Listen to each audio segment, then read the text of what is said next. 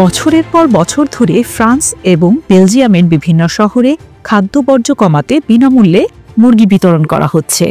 শুনতে অবাক হলেও এই উদ্যোগের মাধ্যমে শহরগুলো তাদের বাসিন্দাদের খাদ্য বর্জ্য ব্যবস্থাপনার একটি অভিনব উপায় খুঁজে পেয়েছেন। খাদ্য বর্জ্য খেয়ে পরিবেশের দূষণ রোধে সাহায্য করছে মুরগি। ফ্রান্সের কোলমার শহরে 2015 সালে ইস্টারের সময় এই উদ্যোগ প্রথম শুরু হয়েছিল। শহরের বর্জ্য সংগ্রহ বিভাগ খাদ্য বর্জ্যের পরিমাণ কমাতে একটি পরীক্ষামূলক প্রকল্প হিসেবে এটি গ্রহণ করেছিল।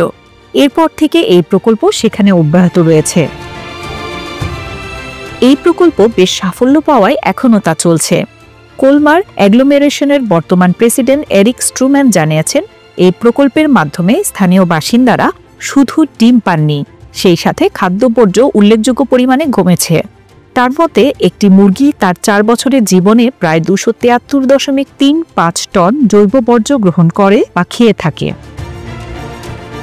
খাদ্য বর্জ্য অন্যান্য বর্জ্যের তুলনায় বেশি ক্ষতিকারক মিথেন গ্যাস তৈরি করে, যা কার্বন ডাই অক্সাইডের চেয়েও অনেক বেশি ক্ষতিকারক। শুধু কোলমার নয়, 2012 সালে ফ্রান্সের পানসি শহর এবং বেলজিয়ামের মুস্ক্রন, অ্যান্টওয়ার্প ও লিনবার্গ প্রদেশেও একই ধরনের উদ্যোগ নেওয়া হয়েছিল। এসব জায়গায় বাসিন্দাদের বিনামূল্যে মুরগি দেওয়া হয়েছিল এবং তাদের থেকে কমপক্ষে 2 বছর ধরে মুরগি না খাওয়ার অঙ্গীকার নেওয়া হয়েছিল। বেশ কার্যকরী হয় এই উদ্যোগ। অক্সফোর্ড বিশ্ববিদ্যালয়ের অধ্যাপক পল বেহরেন্স অবশ্য এই উদ্যোগের কিছুটা সমস্যা তুলে ধরেছেন। তার মতে বার্ড ফ্লু এর মতো সমস্যা এবং মুরগির সঠিক যত্নের বিষয়গুলো বিবেচনা করা দরকার।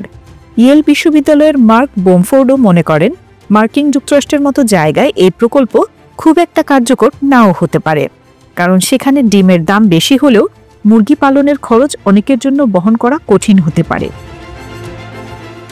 তবে কিছু সীমাবদ্ধতা থাকা সত্ত্বেও ফ্রান্স ও বেলজিয়ামের এই উদ্যোগ খাদ্য বর্জ্য কমাতে এবং একটি টেকসই জীবনযাপন ব্যবস্থা গড়ে তুলতে সহায়ক হয়েছে।